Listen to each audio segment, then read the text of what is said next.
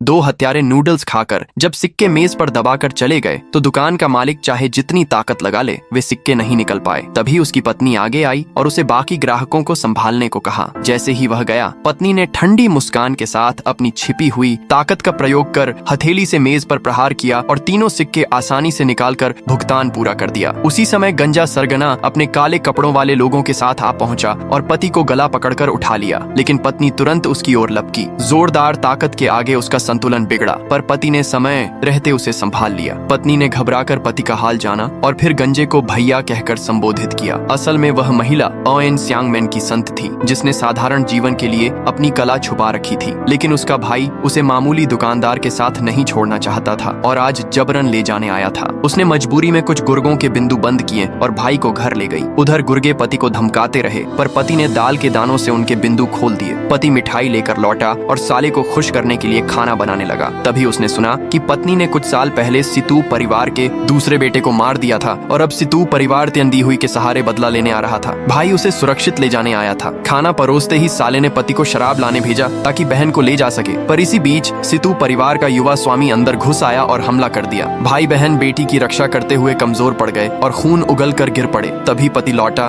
बेटी को संभाला और शांत चेहरे से दुश्मन को चेतावनी दी कि जिसने उसके परिवार को चोट पहुंचाई है आज वह बच नहीं पाएगा। सितूहान उसकी बात पर हंसा। बड़े ने भी पति को कमजोर समझा, पर पत्नी ने उसे बेटी लेकर भागने को कहा। दुश्मन ने उसे बाहर फेंक दिया, लेकिन अचानक तियंदी हुई कि चार शीर्ष शक्तियां आकर पति के आगे घुटने टेकते हुए उसकी असली पहचान उजागर कर गईं। वह उनका उच्च अधिकारी था। पत्नी स्तब्ध रह गई। दुश्मन ने जान बचाने के लिए बताया कि स्यू लुओलिंग जारी हुई है और अगले महीने एन शांगमैन के जंगमैन की हत्या की योजना है। पत्नी पिता के लिए घबरा गई, लेकिन पति ने भरोसा दिलाया कि कोई अनहोनी नहीं होगी। तभी दो बड़े योद्धा पत्नी कीवू सिंह शेंग ताई पर नजर रखते हुए उसे ले जाने उतरे।